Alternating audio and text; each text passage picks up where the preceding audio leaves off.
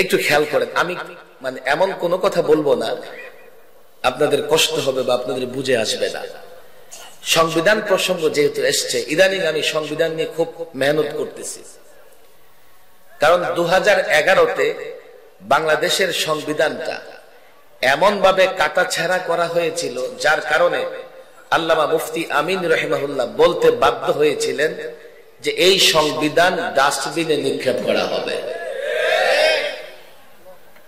মুফতি আমিন রাহিমাহুল্লাহর বিরুদ্ধে রাষ্ট্রদ্রোহ মামলা হলো। উনি সংবিধান নিয়ে অসম্মানজনক কথা বলেছেন। কেন বলেছেন সেটা তারা কি করলো না, সামনে নিয়ে আসলো না। 32 বছর বাংলাদেশের সংবিধানের শুরুতে ছিল বিসমিল্লাহির রহমানির রহিম। এদেশে 90% মুসলমান, ঘরে ঢুকলে বিসমিল্লাহ, বের হলে বিসমিল্লাহ, দোকানে ঢুকলে বিসমিল্লাহ, মসজিদে ঢুকলে বিসমিল্লাহ, খাবার খায় বিসমিল্লাহ, ঘুমাইতে যায় বিসমিল্লাহ। সেই দেশে রাষ্ট্রের একটা দলিল প্রণয়ন হবে, তার শুরুতে বিসমিল্লাহ থাকবে, এটাই তো স্বাভাবিক। 32 বছর বাংলাদেশের সংবিধানে আল্লাহর উপর অবিচল আস্থা বিশ্বাস, এই কথাটা ছিল। কম দুঃখে আল্লামা মুফতি আমিন রাহিমাহুল্লাহ এই কথা বলেন নাই। একজন মুসলমান ছোটখাটো কাজেও কার উপর ভরসা রাখে? জবান খুলে কার? এত বড় রাষ্ট্র, লক্ষ কোটি টাকা বাজেট, আইন শৃঙ্খলা থেকে শুরু করে সব বিষয় তুমি নিয়ন্ত্রণ করবে, আল্লাহর উপর ভরসা না থাকলে তো করতে পারবে না। রাষ্ট্রের একটা দলিল, এত বড় দলিলে আল্লাহর উপর আস্থা বিশ্বাস থাকবে না, এটা তো কোনো মুসলমান মানতে পারে না। বলবেন হুজুর সমস্যা কি হয়েছে? আরে সমস্যা আছে। আল্লাহর উপর আস্থা বিশ্বাস তুলে ফেলে সেখানে নিয়ে এসে সেকুলারিজম। আমাদের অনেক যুবকরা এটা বুঝে না, অনেক ছাত্ররাও বুঝে না। হুজুর সেকুলারিজম হলে সমস্যা কি? সেকুলারিজম তারা যতই এটার তর্জমা করুক, অনুবাদ করুক, আমার ধর্ম আমি, আপনার ধর্ম আপনি পালন করবেন, এটা হচ্ছে সেকুলারিজম। কিন্তু তাদের কাজে কর্মে এটা প্রমাণিত হয়নি।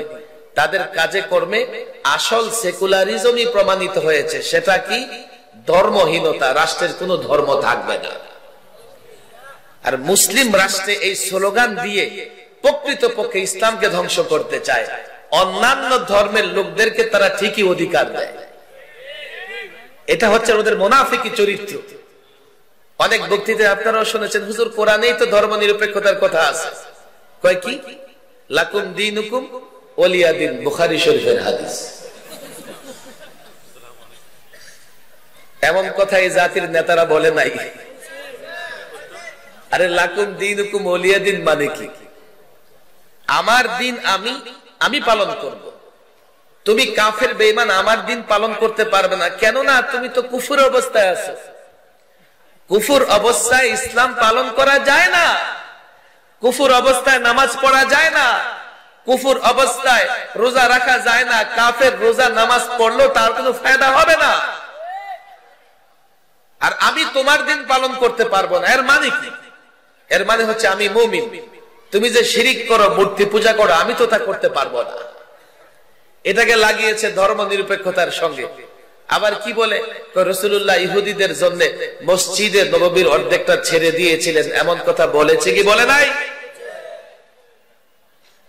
তারা সেকুলারিজম প্রতিষ্ঠা করে বাংলাদেশে কি করেছে? তারা 11তে সেকুলারিজম এনেছে, 12তে শিক্ষা সিলেবাসে মুসলিম লেখকদের লেখা, বিশেষ করে জাগরণী লেখা, সাহাবাদের জীবনী, এমনকি নবীদের জীবনী বাদ দিয়ে দিয়েছে। কেন?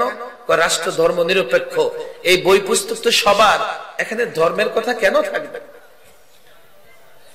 মুখে এই কথা বলেছে। আবার 13-14 থেকে তারা কি শুরু করেছে? পৌত্তলিকতা, মূর্তি। এমনকি ইসলাম ধর্ম, এই বইয়েও ইসলাম ধর্ম নৈতিকতা শিক্ষা বইয়ের ভেতরেও তারা ওই কি যেন দুর্গা দেবীর মূর্তি ছেপে দিয়েছে। সেকুলারিজম যদি প্রতিষ্ঠা হয়, চেয়েছিল আস্তে আস্তে এই দেশটাকে কামাল আতাতুর্কের দেশ বানাবে। কামাল আতাতুর্ক তুরস্ককে সেকুলারিজম সেকুলারিজম প্রতিষ্ঠা করে তুরস্কে হিজাব পরা নিষিদ্ধ, দাড়ি রাখা নিষিদ্ধ, মসজিদকে বানিয়েছে মিউজিয়াম, এমনকি কোরআন শিক্ষা বন্ধ। লোকেরা মাটির গর্তে লুকায় লুকায় কোরআন শরীফ শিখত। ইসলামের যত নিশানা আছে, চিহ্ন আছে, মুছে ফেলার চেষ্টা করেছিল কামাল আতাতুর্ক। কেন? সেও একটা স্লোগান দিয়েছে, রাষ্ট্রের কোনো ধর্ম নাই। রাষ্ট্রের ধর্ম নাই বলে, হুজুর রাষ্ট্রের কেন ধর্ম লাগবে? রাষ্ট্রকে নামাজ রোজা পড়ে, তো রাষ্ট্রের ভাষা কেন আনছো বলো? রাষ্ট্র কথা বলতে পারে? আবার জাতীয় ফল কেন আছে? রাষ্ট্র খায়? জাতীয় মাছ আছে না? জাতীয় সব থাকবে, রাষ্ট্রের সব থাকবে, থাকবে না মাত্র রাষ্ট্রের ধর্ম। শিক্ষা ব্যবস্থাকে ধ্বংস করার পরে নাস্তিকতাবাদ জাতির উপরে চাপিয়ে দেবার চেষ্টা করেছে। ডারউইনিজম নিয়ে আসো। ডারউইনিজম, বিজ্ঞানী ডারউইন বলেছে মানুষ নাকি বানর থেকে সৃষ্টি। আমরা আদম সন্তান, আল্লাহ আমাদের সম্মানিত করেছেন। আমি প্রায় বলি, তোমরা ওই নাস্তিক মোরতাদের দলেরা, তোমাদের যাদের জন্ম হোটেলে, পার্কে, নদী নালায়, খাল বিলে, তোমরা তালাশ করে দেখো তোমাদের জন্মের পেছনে বানরের অবদান আছে না নাই? এরপরে নিয়ে এসছে ট্রান্সজেন্ডার। সেটা কি? প্রধানমন্ত্রী একদিন মিডিয়ার সামনে বক্তৃতায় বলতেছে যে কোন নারী যদি মনে করে সে পুরুষ, তো সে পুরুষ। আপনারা এখন ইউটিউবে সার্চ দিয়ে দেখেন, তার বক্তৃতা পাবেন। আবার কোন পুরুষ যদি মনে করে সে নারী, তো সে নারী। মনে মনে নারী পুরুষ হয়ে গেলে, পুরুষ নারী হয়ে গেলে ফাইনালি কি হবে? এটা সমকামী। সমকামিতাকে প্রমোট করা হয়েছে সেকুলারিজমের নামে। আমরা যখন সেকুলারিজমের বিরোধিতা করি, এই যুবকরা বুঝে না, বুঝতেও চায় না। সেই সেকুলারিজম সংসদে এনে, সেই সেকুলারিজম সংবিধানে এনে সংসদে পাশ করিয়ে এই জাতির যুবকদেরকে ধর্মহীন, ইসলামহীন, নাস্তিক বানানোর ষড়যন্ত্র তারা করেছে। এখন 5 আগস্টে তারা পালিয়েছে। রাষ্ট্র এখন ছাত্র জনতার হাতে। আমি তো প্রায় বলি, দেশ চালাচ্ছে এখন তালেবান সরকার। আরে কথা ঠিক না বেঠিক? দেশ চালায় কে? হুজুর এটা কেমন কথা? আমি আপনাদের এখানেই তো তালেবানের পক্ষে বক্তৃতা করবার কারণে 2.5 মাসের মধ্যে 1 সপ্তাহ রিমান্ড ছিল। তালেবানের পক্ষে কেন বলছেন? বললাম তালেবান মানে ছাত্র। আফগানিস্তানের বিপ্লব, আফগানিস্তানের অভ্যুত্থান, লড়াই সংগ্রাম করে যারা সম্পন্ন করেছেন তারা ছিলেন আফগানিস্তানের তালেবান বা ছাত্র। এবার বাংলাদেশের অভ্যুত্থান বা বিপ্লব, এর পেছনে কাজ করেছে ছাত্ররা। কথা ঠিক না বেঠিক? সরকার গঠন করেছে ছাত্র, সরকারেও আছে ছাত্র। কথা ঠিক না বেঠিক? তাহলে আফগানিস্তানের ভাষায় বলতে হয় বাংলাদেশ চালাচ্ছে। আফগানিস্তানের ভাষায় যদি আমি বলি তো বলতে হবে বাংলাদেশ চালাচ্ছে এখন তালেবান সরকার। কথা ঠিক না বেঠিক? এখন দেশে একটা পরিবর্তন হয়েছে। এই পরিবর্তিত বাংলাদেশে শুধু আমরা একা চিল্লাবো এটা হবে না, আমাদের কথা কার্যকর হবে না। আমরা চাই 32 বছর বাংলাদেশের সংবিধানে বিসমিল্লাহির রহমানির রহিম ছিল, এটা আবার ফিরে আনতে হবে। কথা ঠিক না বেঠিক? আল্লাহর উপর আস্থা বিশ্বাস ছিল, এটা ফিরিয়ে আনতে হবে। এদেশের মানুষ সেকুলারে বিশ্বাস করে না, এটা বাদ দিতে হবে। বলা হতে পারে হুজুর মানুষ কেমনে বিশ্বাস করে না? কেন? তোমরা চোখে দেখো না? আজ পর্যন্ত সেকুলারিজমের পক্ষে কোন যুবক মিছিল করে নাই, কোন যুবক মিটিং করে নাই। সেকুলারিজম নিয়ে আসছো আর বিসমিল্লাহ মুসলমান বলে, মুসলমান বিসমিল্লাহর পক্ষে। আল্লাহর উপর আস্থা বিশ্বাস মুসলমান রাখে, মুসলমান আল্লাহর উপর আস্থা বিশ্বাসের পক্ষে। বলে হুজুর বুঝে আসে না। ঢাকায় বলেছি, আপনাদের বলে যাই, পরিষ্কার বলি, কেন বুঝে আসে না? তোমরা দেখতে চাও এদেশের মানুষ বিসমিল্লাহ চায় কিনা? তোমরা দেখতে চাও এদেশের মানুষ আল্লাহর উপর আস্থা বিশ্বাস চায় কিনা? কিভাবে দেখবে? গণভোট দেবে? দাও। কিভাবে দেখতে চাও?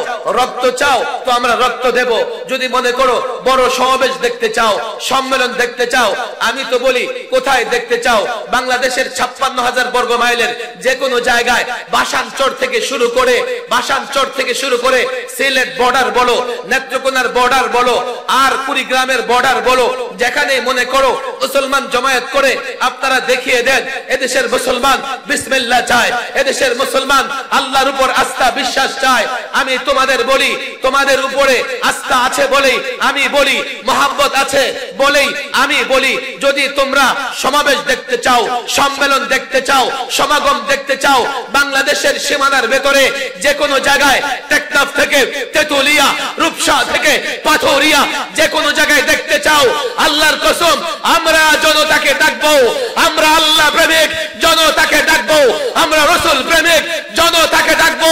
বাংলাদেশের সীমানায় যে কোনো জায়গায় কম পক্ষে 1 কোটি মুসলমান জমায়েত হবে।